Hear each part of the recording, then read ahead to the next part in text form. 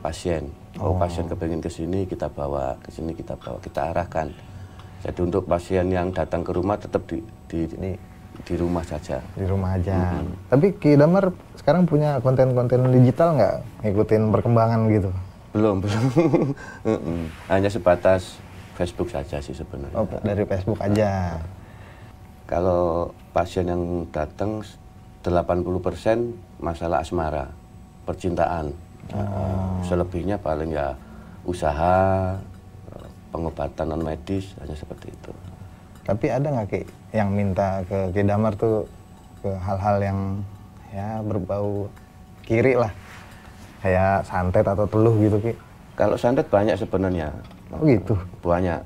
Cuman kalau saya sendiri tidak melayani, tapi tidak melayani untuk santet ya, tapi saya melayani untuk yang menghilangkan santet, melawan. Jadi saya menolak santet itu sendiri. Tapi kalau dibilang tadi banyak yang datang soal masalah percintaan gitu ya, berarti lebih banyak untuk pengasihan ya? Pengasihan, ya. Pelet pengasihan. Tapi ada yang datang untuk karir nggak? Ada. Biasanya benda pusaka itu kegunaannya untuk apa sih Ki? Benda pusaka itu kegunaan satu sesuai hajat hidup sebenarnya kan, untuk perlindungan, ya kan, perlindungan sebagai syariat. Tetap perlindungan utama kan kepada Tuhan. Jadi ini sebagai syariat saja kan, melalui media ini akan selamat, akan lancar rezekinya. Ada salah satu contoh seperti benda pusaka saya ini. Itu apa tuh Ki? Kujang. Nah, ini kujang. Ini saya dapat tahun 2016. Iya. Saya ziarah ke petilasan di Majalengka. Begitu pulang, tiba-tiba di mobil udah ada. Tiba-tiba di mobil sudah ada menggeletak gitu saja. Itu kan sudah dipersiapkan dari sananya. Oh ini kenang-kenangan dari saya, seperti itu. Oh berarti bentuknya dia nongol sendiri gitu? Iya. Nggak dikasih sama orang gitu? Enggak. Oh iya. Nah, iya. Kenapa benda pusaka itu relatif tuh kebanyakan tuh senjata gitu? Iya. Apa ada wasilah tertentu gitu di situ atau gimana Ki? Sebenarnya hanya sebagai simbol. Oke, simbol seperti apa tuh Ki? Kalau dulu kan zaman-zaman kerajaan kan memang dipergunakan untuk keris itu kan untuk prajurit, itu untuk perang, untuk penjaga pakai tombak, berjaga di situ. Oke. Jadi tujuan benda pusaka itu sebenarnya untuk apa nih Ki? Bagaimana prosesnya, cara kerjanya gitu? Kita hanya cukup meyakini sebenarnya. Dalam arti tanda kutipnya meyakini, bukan seperti Tuhan kan, kita meyakini bahwa melalui syariat benda pusaka ini akan diberikan dari Tuhan itu keselamatan, kelancaran rezeki. Prosesinya kita merawat saja. Jadi kalau ada yang bilang saya nggak bisa merawat pusaka begini-begini, itu hanya salah. Nah, kita hanya menyimpan, merawat, sudah selesai. Nah Ki, kalau Ki Damar punya begitu atau benda-benda pusaka lain gitu, ada nggak sih pantangannya Ki? Sebenarnya pantangan itu tidak ada. Kalau bagi saya sendiri, makanya setiap pasien relasi yang datang membawa cindera mata, membawa media buat syariat, apa sih pantangannya? Misalnya membawa batu, nggak boleh dibawa ke kamar mandi. Enggak seperti itu. Semuanya bebas. Kalau saya sendiri nggak ada pantangan. Tapi kan di beberapa kasus memang kayak gitu ceritanya. Maksudnya ketika ini batu pegang, jangan dibawa kamar mandi ya. Terus orang itu lupa gitu, bawa kamar mandi. Terus batunya hilang aja udah gitu. Nah itu kan dukun nakal. Kalau saya menyebutnya begitu.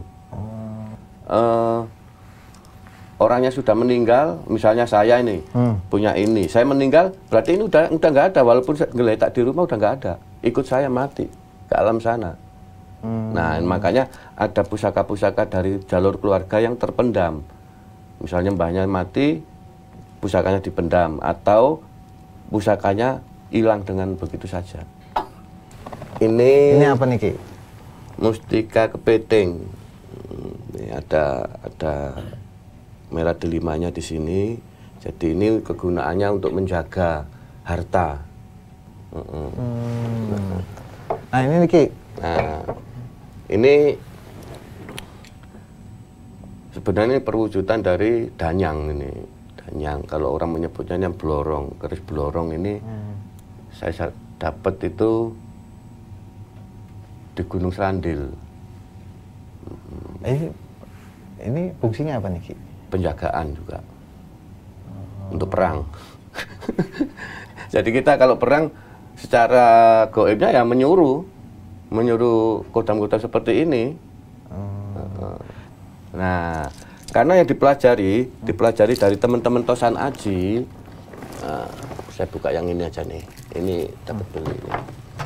Itu kan keris seperti ini. Jadi ini kan melalui beberapa tahapan, ditempa beberapa ribu kali tempaan, dikasih pamor. Nah, ini yang dipelajari dari teman-teman pecinta Tosan Aji. Nah, makanya saya sedikit meluruskan, sebenarnya sama, semua pusaka itu sama. Bedanya ini nggak bisa dipelajari dengan ilmu. Karena udah ada aja gitu. Udah ada. Ini apa yang dipelajari? Nah, kalau ini bisa. Oh, ini dari zaman kerajaan Mataram. Ini pamornya Tirta Tumitis. Ini minyak kukang, bahan bakunya ya kukang lah. Jadi ini minyak khusus untuk pelet. Pelet. Jadi kenapa saya ini nggak bisa ditutup sebenarnya, nggak bisa. Tetap terbuka. Walaupun isinya cuma setengah. Saya dikomplain sama netizen itu. Begitu penuh, penuh. Pasti ada energinya, apa udara dari belakang, apa dalam. Habis dibakarin dupa. Logikanya ini nggak pernah saya bakarin dupa ini. Nah, ini yang terakhir nih. Saya perjalanan ke Parangkusumo. Di Cepuri. Nih, saya dapatnya ini. Apa tuh Ki? Ini besi kuning. Bukan batu berarti ya? Batu, ini batu, batu apa namanya nih? Ini batu tapi dalamnya ini ada jarumnya nih, besi kuningnya nih. Oh iya, ada kelihatannya. Nah, ini untuk kebal badan, anti cukur.